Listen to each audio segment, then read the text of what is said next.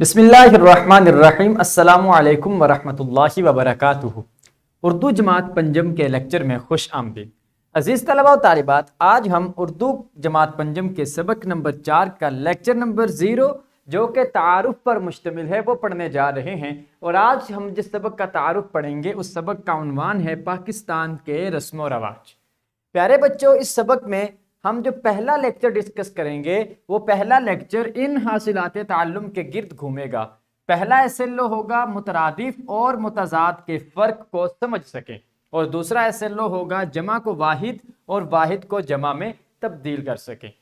پیارے بچوں، سبق نمبر 4 پاکستان کے رسم و رواج کا دوسرا جو لیکچر ہوگا اس کا SLO ہوگا روزنامچہ یا ڈائری لکھ سکیں، اور اسی سبق کا جو تیسرا لیکچر ہمارا ہوگا اس کے SLOs ہوں گے متن پڑھ کر اس کے متعلق سوالات کے جوابات دے سکیں، متن سمجھ کر معنی اخذ کر سکیں، اور غیر ضروری تفصیل منہا کر سکیں، مختلف سماجی تقریبات میں اردو بولنے پر فخر محسوس کر سکیں، اور متن کو فہم کے ساتھ پڑھ سکیں۔ ان 4 SLOs پر ہم اپنے تیسرے لیکچر میں تفصیل کے ساتھ گفتگو کریں گے۔